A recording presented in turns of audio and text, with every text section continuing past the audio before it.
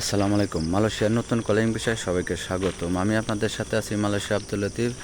মালয়েশিয়ার নতুন কলিং বিষয়ের আপডেট নিউজ নিয়ে আপনাদেরকে কিছু কথা বলবো এবং কি মালয়েশিয়ার মেডিকেল কবে থেকে শুরু হইব, মালয়েশিয়ায় কত বছর থেকে কত বছর পর্যন্ত আপনি আসতে পারবেন, কোন কাজে কত বছর পর্যন্ত আপনার অ্যালাউ করে, এই নিয়ে থাকছে বিস্তারিত। অনুরোধ রইল ভিডিওটা শুরুর থেকে শেষ পর্যন্ত দেখার জন্য। সর্বপ্রথম কথা হলো ভাই, মালয়েশিয়ার কলিং ভিসা কবে থেকে শুরু হইব বা ফ্লাইট কবে থেকে চালু হইব এবং কি মেডিকেল কবে থেকে শুরু হইব, আপনি কোন কাজে কত বছর বয়স পর্যন্ত আপনি মালয়েশিয়া অ্যালাউ আছে, এই নিয়েই থাকছে বিস্তারিত আজকের ভিডিওতে। মালয়েশিয়ার কলিং ভিসা এখনও আপনার কোনো ঘোষণা হয় নাই কত তারিখ থেকে কত তারিখে আপনার মেডিকেল শুরু হইব বা মালয়েশিয়ার কলিং ভিসা চালু হয়েছে কিনা এখনও এই ধরনের কোনো সিদ্ধান্ত হয় নাই। আপনি সর্বপ্রথম হইল যাচাই বাছাই করব কোন কোম্পানি কতটা কথা পাইলো, কতজন লোক কোন কোন দেশে থেকে আনবো, এগুলা যাচাই বাছাই করার পরেই তারপরেই তারা ঘোষণা দেব মালয়েশিয়ার কলিং ভিসা। মালয়েশিয়ার কলিং ভিসার ঘোষণা দেওয়ার পরেই আপনার মেডিকেলের কার্যক্রম শুরু করব। মেডিকেলের কার্যক্রম শুরু করার পরে আপনার মেন পাওয়ার বা ফিঙ্গার দেওয়া সব কিছু ওকে করে আপনার ফ্লাইটের কাজ চালু করব। তবে কিনা অনেক দূর, এখন অনেক সময় অপেক্ষা করেন আপনারা। তবে একটা অনুরোধ রইল, আপনারা কেউই টাকা পয়সা দালালের কাছে দিয়ে আপনারা প্রতারিত হইবেন না বা ধরা খাইবেন না। কারণ অবশ্যই আপনি কোন কোম্পানিতে আসবেন, কী গাছে আসবেন, এগুলা অবশ্যই ভালোভাবে যাচাই বাছাই কইরাই আপনারা আসার চেষ্টা করবেন, যাতে আসার পরে জানি আপনি প্রতারণার শিকার না হন বা ভোগান্তির শিকার না পড়েন।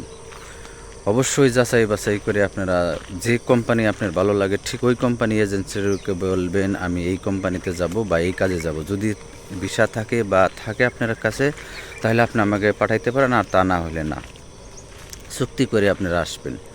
যাই হোক, এরপরে আসেন বয়সে। আপনার এক এক কোম্পানি এক এক ধরনের বয়সে অ্যালাউ করে। যদি আপনার কোনো উল্লেখ না থাকে বয়সে, অবশ্যই আপনি সেই জায়গায় আসতে পারবেন। আর প্যাকেজিংয়ের কাজে অবশ্যই 18 থেকে আপনার 35 বা 42 40 এগুলা অ্যালাউ করে, আপনি অ্যালাউ আছে। আর যদি কিছু কিছু কোম্পানি আছে আপনার তারা ওই যে তারা যখন কর্মী আনার জন্য আবেদন করে ওই জায়গায় বয়স কিছু কিছু কোম্পানি লিখে দেয়, এত বছর থেকে 18 থেকে আবার 35 বছর এভাবে তারা বয়স লিখে দেয়। যদি ওর বেশি আসে তাহলে সেই ক্ষেত্রে তারা ঝামেলা করতে চায়। আর যদি বয়স লেখা না থাকে তাহলে সেই ক্ষেত্রে আপনার কোনো সমস্যা হইব না। যেমন আপনার যেহেতু যেমন ফ্যাক্টরি আপনার 25 থেকে 18 থেকে 35 বছর পর্যন্ত, এবং কনস্ট্রাকশনের কাজে 18 থেকে 45, কৃষিকাজে 18 থেকে আপনার 48 পর্যন্ত নেয়।